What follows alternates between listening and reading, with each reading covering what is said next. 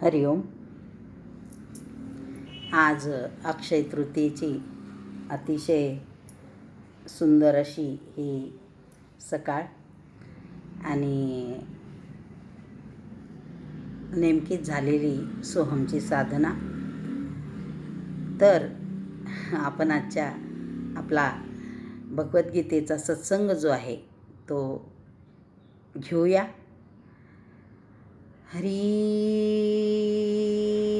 ओम.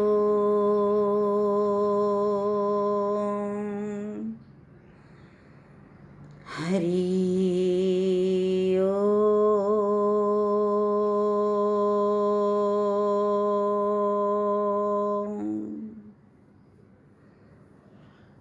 हरी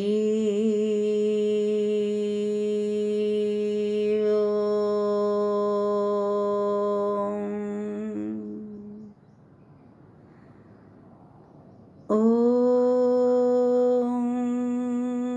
नमो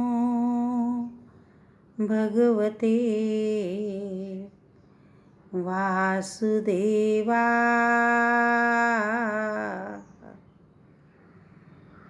ओम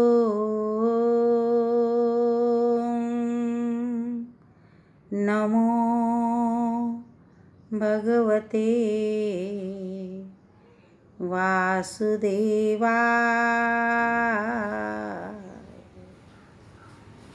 वासुदेवाय. गुरुदेवाय. आत्मदेवाय.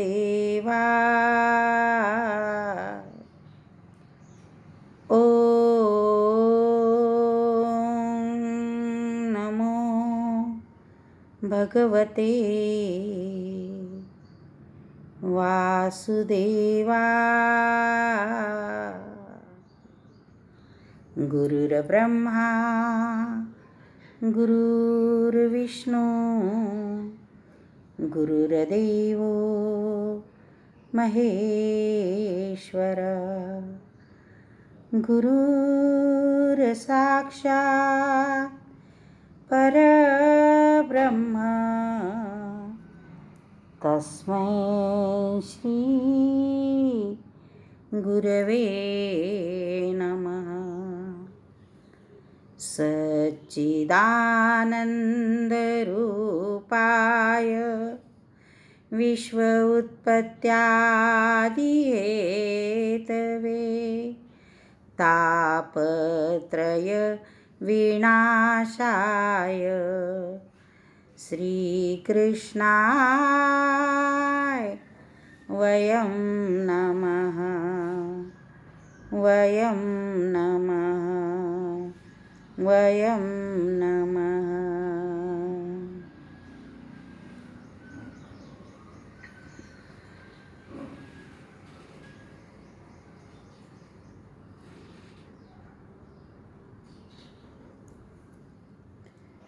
परमपूज्य सच्चिदानंद स्वरूप असणारे सद्गुरुदेव यांच्या चरणी कोटी कोटी वंदन करू आणि आपल्या आजच्या अक्षय तृतीयेच्या या सत्संगाला सुरुवात करू. अतिशय कठीण मधून आपण जात असताना परमात्म्याचं नाम, गुरुदेवांचा सत्संग हाच एक सहारा आहे. आणि म्हणून या भगवद्गीतेचा 4था अध्याय त्याच्यामधले 36 श्लोक आपण पाहिले. या 36 श्लोकामध्ये जो 37वा श्लोक आहे तर 36व्या श्लोकामध्ये आपण पाहिलं होतं की अपि चेत्सि पापेभ्यो सर्वेभ्यो पापकृतं सर्व ज्ञानप्लवेनैव वृजिनं संतरिष्यसि. तू कितीही पाप्यातला पापी जरी असशील तरी, जर कितीही तू पाप केले असेल, पापेभ्यो अधिकस्य पापेभ्यो, परंतु जर तू त्या आत्मतत्वस्थित महापुरुषांच्या नौकेमध्ये जर बसला तर निश्चितपणे तुझी सर्व पातके पार करून तू जाऊ शकशील. तर कशा प्रकारे इथपर्यंत आपण पाहिलं होतं की जर मी कितीही पापी असेल, मग मी त्यांच्या नावेत बसल्यानंतर ते मला इतक्या पापी माणसाला मला पलीकडं कसे काय नेतील, त्या संसार सागर तरुण मी कसा जाईन.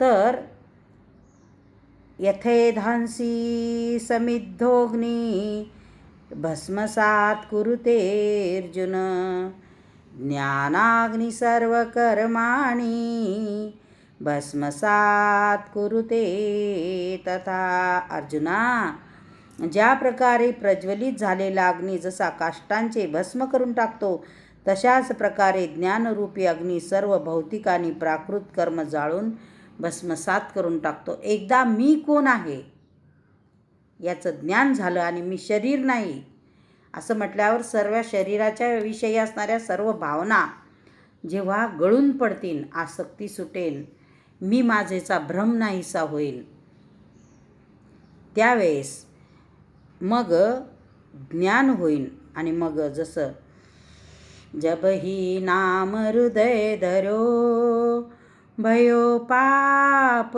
को नाश, जैसे ठिनगी आग की पड़ी पुराणे घास.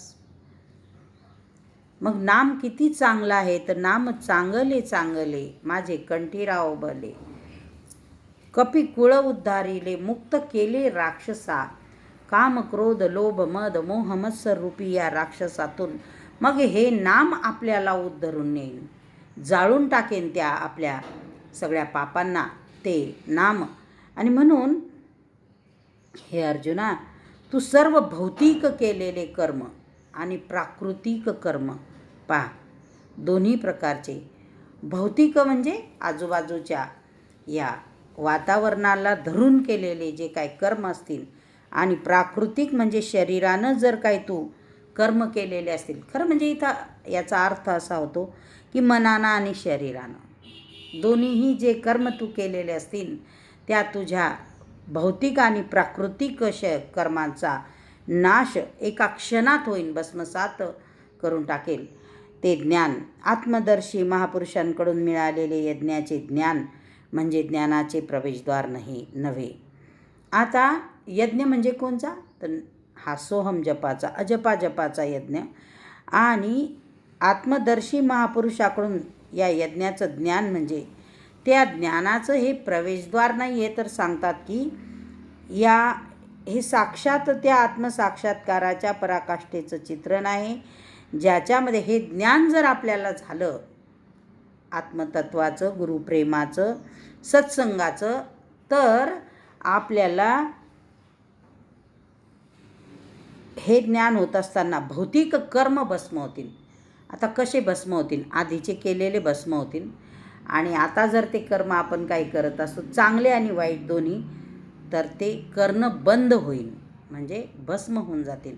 सगळ्या मान्यता मिटून जातील आपल्या. आणि त्या मान्यता मिटल्या की मग आपण जे हे पाहिजे ते पाहिजे ते पाहिजे, त्याच्यासाठी हे करायचं ते करायचं ते करायचं, तर हे सगळं करणं बंद होईल. आणि करणं बंद झाल्यानंतर फक्त बस मी तो आहे किंवा सो हम बस एवढंच बाकी राहील. म्हणजेच हे भौतिक कर्म जे आहेत ते जळून जातील, आणि मग परमात्म्याच्या प्राप्तीबरोबर चिंतन कर्माचाही त्यातच विलय होईल. आणि एकदा का त्या परमात्म्याची प्राप्ती झाली की मग आपण जे चिंतन करू, मग तिथं नामाचा सुद्धा लय होईल. त्या ठिकाणी नामसुद्धा राहणार नाही, कारण नामाचं काय काम आहे, तिथपर्यंत नेऊन पोहोचवणं. मग एकदा तिथपर्यंत जर नामानं आपल्याला नेऊन पोहोचवलं, तर तिथं नाम रूप उपाधी तिन्ही गळून पडतात. तिथं काहीच नाही, तिथं नामही नाही. नाम म्हटलं की मग तिथं नामी आला, मग रूप म्हटलं की सगुण आलं, उपाधी म्हटली की देह आला, कारण देह उपाधीला असतो. म्हणून हे सगळं काही तिथं गळून पडेल. तिथपर्यंत नाम आपल्याला फक्त नेऊन पोचवायला सहाय्यकारी ठरेल. मग एखाद्या वेळेस नाम साधन आहे, ते सोडायचं नाही आहे, परंतु आपोआप जर एखाद्या दिवशी सुटलं तर ठीक आहे, मुद्दामून नाही सोडायचं. काहीच झालं नाही आणि नाम सोडून दिलं असं होता कामा नये, कारण त्याची लक्षणं असतात. मग त्या महापुरुषांना पाहिल्यानंतर आपोआपच नाम सुरू होतं आपलं. आपल्याकडं पाहिल्यानंतर राग, द्वेष, काम, क्रोध ह्या भावना जर दुसऱ्याच्या उफाळून येत असतील तर नाम सोडायला कसं चालन आपल्याला. मग म्हणून चिंतन कर्म म्हणजे चिंतन आपण ज्याचं करू तर त्या कर्माचाही विलय होतो व ज्याला प्राप्त करायचे होते त्या परमतत्वाला प्राप्त केल्यानंतर आता चिंतन कोणाचं करायचं? ज्याला आपल्याला प्राप्त करायचं होतं ते तत्व प्राप्त झालं, मग चिंतन कोणाचं करायचं आणि कोणाला शोधायचं? नाही का? इदम तीर्थम भ्राम्यते तपसा जना. जी इकडे तिकडे शोधिसी कारे, फिरसी वेड्या परी पण असे तो देव तुझ्या अंतरी. मग मी कुठं शोधू त्याला? आता कशाला शोधायचं आणि कोणाला शोधायचं? मग असा साक्षात्कारी ज्ञानयोगी आपल्या सर्व शुभ अशुभ कर्माचा अंत आणत असतो, ती समाप्ती करत असतो. मग असा योगी, त्याचं नामही सुटलं ज्याचं, तो योगी आपल्या सर्व शुभ आणि अशुभ, पहिले तो अशुभ करायचा, अशुभ जाळून टाकले, मग तो शुभ करायला लागला. आता शुभही त्याचाही नाश झाला, या दोन्ही कर्माचा नाश झाला. शुभाशुभ परित्यागी यो मद भक्त समे प्रिय, असं 12व्या अध्यायामध्ये भगवान श्रीकृष्ण म्हणतात की ज्यानं शुभ आणि अशुभ दोन्ही याचा त्याग केला असा भक्त हे अर्जुना मला अत्यंत प्रिय आहे. मग ही क्रिया कर्माचा अंत झाला, समाप्ती झाली, मग त्याला साक्षात्कार होईल. तो कुठं होईल? नाही का? एखाद्या झाडाखाली होईल, एखादा बाहेर होईल, एखाद्या मंदिरामध्ये होईल, एखाद्या तीर्थ ठिकाणी होईल. इथं गेलं तिथंच होईल का तो साक्षात्कार त्याला? मग तो साक्षात्कार त्याला कुठं होईल तर सांगतात बाहेर होईल का आत होईल, असा प्रश्न विचारतात. स्वतः भगवंतच प्रश्न निर्माण करतात आणि स्वतः भगवंतच सांगतात की हा साक्षात्कार त्याला कुठं होईल बुवा. तर यावर पुन्हा एकदा भगवान श्रीकृष्ण सांगतात नहि ज्ञानेन सदृशं पवित्रमिह विद्यते तस्त्रय योग संसिद्ध तत्स्वयं योग संसिद्ध कालेनात्मनि विंदती. या जगामध्ये ज्ञानासारखी दुसरी कोणतीही वस्तू नाही आणि योगाच्या परिपक्व अवस्थेत तू त्या स्वतःच्या ज्ञानाचा साक्षात्कार स्वतःच्या आत्म्याच्या ठिकाणी तुझ्या हृदयदेशी अनुभवू शकशील, प्राप्त करू शकशील. दुसरीकडे नाही होणार साक्षात्कार कुठं, तर तुला तुझ्या स्वतःच्याच आत्मस्वरूपाच्या ठिकाणी तुझ्या हृदयदेशामध्ये या ज्ञानाचा तू साक्षात्कार करू शकशील. ज्याला ज्याला जो याच्या जवळ गेलेला असतो तो या सगळ्या भानगडीपासून दूर राहतो. सगळ्यात पहिले कोणाची निंदा, कोणाची स्तुती, त्याचा लाभ होत असला तरी त्याची सोडून देण्याची तयारी, त्याची हानी होत असली तरी त्याची सहन करण्याची तयारी चांगल्या गोष्टीसाठी, आणि मान आणि अपमान ह्या सर्व गोष्टी त्याच्यापासून हळूहळू दूर जातात. मग प्राप्त करू शकशील हा अनुभव तुला तुझ्या अंतरंगातच घेता येईल, हृदयदेशातच तू ते प्राप्त करू शकशील. बाहेर घेता येणार नाही हा अनुभव. आणि म्हणून जिथं कटकट असली ना किंवा स्वतःच्या मान्यता असल्या, स्वतःचे विचार असले, तर असे जे लोक असतात जे या स्वरूपापर्यंत पोहोचलेले असतात ते हे सगळं सोडून जातात. त्यांना कोणत्या फायद्याची गरज नसते आणि तोट्याचीही गरज नसते. आज गुरुदेवांचं उदाहरण आपल्या डोळ्यासमोर आहे. इतक्या दिवस वाहवा झाली त्यांना, त्याचंही काही वाटलं नाही. आता निंदा होते, त्याचंही काही वाटत नाही. ते ज्या ठिकाणी आहेत त्या ठिकाणचंही त्यांना काही वाटत नाही. आणि म्हणून असा जो पुरुष असतो हा तो त्याच्या या प्रकारच्या आचरणावरूनच कळत असतो. परंतु या ज्ञानप्राप्तीसाठी मग असं ज्ञान व्हावं असं जर वाटत असेल, आपल्या मान्यता जर मिटून टाकल्या गेल्या नाही तर हे ज्ञान होणार नाही. तर कोणती आवश्यकता या ज्ञानप्राप्तीसाठी आहे? भगवान श्रीकृष्ण सांगतात, योगेश्वर श्रीकृष्ण, श्रद्धावान लभते ज्ञानम तत्परम संयमेंद्रिय ज्ञानम लब्ध्वा पराम शांती मचिरेणाधिगच्छति. श्रद्धावान लभते ज्ञानम. जो श्रद्धावान आहे, तत्पर आहे ती गोष्ट करण्यामध्ये, आणि ज्यानं ज्याच्या इंद्रियावर विजय मिळवला आहे. पहा, आता वैशाख मास सुरू आहे आणि गुरुदेवांनी सांगितलेलं आहे की वैशाख स्नान करा. आता हे बाह्य गोष्टीचं उदाहरण सांगते. तर त्याच्यासाठी गुरुदेवांच्या शब्दावर श्रद्धा असावी लागेल, विश्वास असावा लागेल, आणि श्रद्धा आणि विश्वास असून मग ती गोष्ट करण्यासाठी तत्पर असावं लागेल. आणि मग त्याच्यासाठी 4 वाजता उठावं लागेल, म्हणजेच इंद्रियाचा संयम करावा लागेल, झोपेचा त्याग करावा लागेल. आणि असंच करता करता हळूहळू एक दिवस या सर्व गोष्टी करता करता अर्जुना तू त्या परमपदाला प्राप्त होशील. म्हणजे हे जर काही सगळं मिळवायचं असेल तर त्याच्यासाठी उत्तम बेला आहे, अमृत बेला.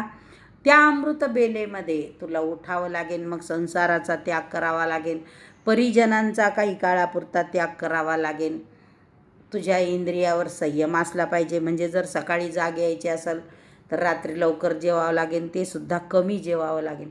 संयतेंद्रिया हा असं म्हटलं. सर्व इंद्रिय तुला संयत करावे लागतील. आणि साधनेला जेव्हा तू बसशील नियत वेळेवर, रोजची जर 5ची वेळ ठरलेली आहे तर त्या वेळेवर, रोजची जर 6ची वेळ ठरलेली आहे तर बरोबर त्या वेळेवर, नाही तर मग रोजची सगळे घरातली उठण्याची आणि आपली उठण्याची वेळ ठरलेली आहे तर मग ती साधना होत नाही, ते दुसरंच काहीतरी होतं मग. आणि म्हणून जो श्रद्धावान आहे, तत्पर आहे, जितेंद्रिय आहे, अशाच पुरुषाला या ज्ञानाची प्राप्ती होते. आणि प्लस याच्यामध्ये त्याच्याजवळ काय पाहिजे तर भगवंत सांगतात की भावसुद्धा पाहिजे. कारण ही भाव नावाची अष्टसखीमधली सखी खूप महत्त्वाची आहे. जर तुमचा भावच नसेल त्या गोष्टीवर तर त्या सगळ्या क्रिया काय होतील? यंत्रवत होतील. आणि म्हणून तुम्ही जेव्हा आसनावर मी जेव्हा आपण बसू, गुरुदेवांची मूर्ती जेव्हा आपल्या डोळ्यासमोर येईन तेव्हा गुरुदेवांच्या विषयी किंवा आपण ज्या भगवंताची साधना करतो त्यांच्याविषयी अपार प्रेम, अपार श्रद्धा, त्यांचा शब्द म्हणजे परमवाक्य आपल्या मनाला वाटलं पाहिजे. केवळ नुसती जर भावपूर्व, श्रद्धापूर्व जिज्ञासा नसेल तर ज्ञानयोग्यापाशी जाऊनही साधकाला ज्ञान प्राप्त होत नाही. भाव नसेल, ती जिज्ञासा नसेल, ती श्रद्धा नसेल तर अशा महापुरुषाच्या जवळ तो जाईन, गेल्यानंतर त्याला त्याची प्राप्ती होणार नाही. कारण श्रद्धावान नेहमीच कठीण परिश्रम करणारा, दृढ प्रयत्नशील असतोच असे नाही. तर म्हणून सांगतात की ज्याची श्रद्धा आहे तो, कालच आमचा विषय झाला थोडासा, दुपारी बसलो होतो तर की खरोखर आता शरीर साथ देत नाही, साथ देत नाही म्हणजे बसू शकत नाही खाली जास्त वेळ, सगळे खूप सारे प्रॉब्लेम आलेले आहेत. परंतु गुरुदेवांची अपार कृपा झाली, भांडण तंटे करून का होईना, पण जेव्हा गुरुदेवांची दीक्षा घेतली त्यावेळेस त्या वेळेसचे दर महिन्याला का होईना पण शिबिर साध्य केले. आणि असा विषय चालला होता मुलांमध्ये की त्या वयात, आमचंही वय होतंच ना, आज जरी वय झालेलं असलं तेव्हा असं काही नव्हतं, तेव्हाही मनातही अनेक इच्छा असतील, संसाराच्याही असतील, परंतु सकाळी 3 वाजता त्या आश्रमामध्ये उठणे, स्नान करणे, आपल्याला लवकर जागा मिळावी म्हणून एक बिस्किटचा पुडा 5 दिवसाचं शिबिर होईपर्यंत पुरवणे, आपली जागा सुटू नये म्हणून भोजनाला न जाणे आणि केवळ बॅगमध्ये एक वही, एक पेन, एक छोटी पाण्याची बाटली, एक बिस्किटचा पुडा, आपल्यासोबत कोणी कितीही प्रिय व्यक्ती आलेली असेल तरी त्याची वाट न पाहणे, त्याच्यामध्ये गुरफटून न बसणे आणि आपण आपली समोरची जागा पकडणे, केवळ गुरुदेवांच्या अगदी जीवाचा कान करून शब्द ऐकणे आणि मग 2-3 पर्यंतचं 17पर्यंत थांबणे, असलं भोजन तर घेणे, नंतर सेवा करणे आश्रमामधली. कारण की गुरुदेवांनी 3 सूत्री दिलेली होती की सेवा, साधना आणि स्मरण. आणि पुन्हा मग 5-6 वाजता सगळ्या सेवा करून झाल्या, सगळ्यात शेवटी जिथं जागा सापडेल तिथं येऊन बसणे, शेवटचं सत्र सगळ्यात मागं बसून ऐकणे आणि भोजन न करता झोपी जाणे. हे जर आपण केलं नसतं तेव्हा तर आज थोडंसं जसं ते भांड्याला तूप चिकटतं तसा चिकनावासुद्धा राहिला नसता. आणि म्हणून हे सगळं गुरुदेवांच्या कृपेनं झालं. त्यांनी त्याच्यामध्ये पुश केलं आपल्याला म्हणून झालं, त्यांनी आपला हात पकडला म्हणून झालं. आणि म्हणून अशीच त्यांची कृपा आपल्यावर असावी. आता तर ते चान्स आपल्याला नाही आहेत, पण निदान हे जे एवढं घरी बसून आपण करू शकतो, इतक्यातही जर आपली तत्परता नसेल, इतक्यातही जर आपली श्रद्धा नसेल तर संसारासाठी आपण किती आटापिटा करतो हे लक्षात घ्या. आणि म्हणून आता तरी कमीत कमी अजूनही आपण जिवंत आहोत म्हणजे वेळ आपल्या हातात आहेच, त्याच्यासाठी ही वेळ आपण साध्य करावी. म्हणून सांगतात की या श्रद्धेबरोबरच तो ज्ञान प्राप्त करण्याबाबत अत्यंत तत्पर असला पाहिजे. कारण की एखादा मनुष्य श्रद्धावान असतोच, पण असा कठीण परिश्रम करणारा असेलच असं होऊ शकत नाही. म्हणून त्यानं या मार्गावर, ज्ञानपथावर तत्परतेनं चाललं पाहिजे. अशी जिद्द त्याच्याजवळ असली पाहिजे. जो कामवासनांपासून विरक्त झालेला नाही त्याला साक्षात्कार प्राप्त करून घेणे कठीण आहे. जो दोन्ही याच्यावर पाय ठेवू इच्छितो त्याला साक्षात्कार होणे कठीण आहे. की जो काम म्हणजे केवळ काम नका समजू, इच्छा वासना असं धरत जा नेहमी. की काम म्हणजे एकाच गोष्टीचा काम नसतो, तर अनेक इच्छा. जो संसारी इच्छा पण पूर्ण करण्याच्या विषयी तत्पर आहे आणि ज्याला हे पण मिळवायचं आहे, मग त्याच्यासाठी ही गोष्ट कठीण आहेत. मग म्हणून जे अत्यंत श्रद्धावान आहेत, आचरणामध्ये तत्पर आहे व जो आपल्या इंद्रियांना ताब्यात ठेवू शकतो, असा मुमुक्षूच ज्ञान प्राप्त करून घेऊ शकतो. असे आत्मज्ञान प्राप्त झाल्याबरोबर त्याला परमशांती लगेच प्राप्त होते. एकदा हे ज्ञान झालं की त्याला परमशांती प्राप्त होते. म्हणून त्याला कोणात मिसळण्याची गरज नाही. त्याला कोणी ठेवलं काय आणि त्याला कोणी काढून टाकलं काय, त्याला काही फरकही पडत नाही असा मनुष्य. कारण की त्याला याच्याशी काही घेणं देणं नसतं, त्याला त्याच्या स्वतःच्याच याच्याशी घेणं देणं नसतं. तो दुसऱ्या गोष्टीशी त्याला काही आवश्यकताच नाही आहे. आणि म्हणून प्राप्त करण्याजोगी दुसरे काहीही आता त्याच्यासाठी शिल्लकही उरलेलं नसतं. म्हणून हीच परत आध्यात्मिक अंतिम शांती आहे. प्राप्त करावं या संसारातून असं काही राहिलेलंही नसतं त्या महापुरुषासाठी. प्रत्यक्ष परमपूज्य गुरुदेवांचं उदाहरण या बाबतीत आपल्या जवळ आहे की गुरुदेव त्या शांती म्हणजे काय, शांतीचा महामेरू परमशांती त्यांच्याजवळ आहे. म्हणून तो यानंतर मात्र कधीही अशांत आणि अस्वस्थ बनत नाही आणि जेथे ही श्रद्धा असत नाही असा त्या ज्ञानाला प्राप्त करून घेतलेला महापुरुष मग तो कधीच अस्वस्थही होत नाही आणि अशांतही बनत नाही. उलट तो जर अशा लोकांच्या संपर्कात आला तर तो त्या लोकांना सोडून देतो, तो त्यांना अवॉइड करतो, तो त्यांच्यापासून दूर राहण्याचा प्रयत्न करतो. कारण की तुम्ही पहा, तुम्ही निगेटिव्ह लोकांच्या संपर्कात आल्यानंतर तुम्हाला जर जमलं नाही तुम्ही तिथून दूर जाण्याचा प्रयत्न करता. आणि म्हणून जेथे ही श्रद्धा असत नाही तेथे काय होतं, अशी श्रद्धा, अशी तत्परता, असा भाव ज्या ठिकाणी नाही तर त्या ठिकाणी काय होतं ते उद्याच्या सत्संगामध्ये पाहू.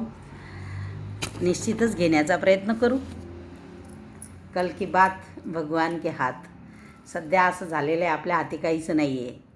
आणि म्हणून खूप सुंदर भगवद्गीता, सगळंच काही सुंदर आहे ते फक्त मिळवण्याचा प्रयत्न आपल्याला करायचा आहे.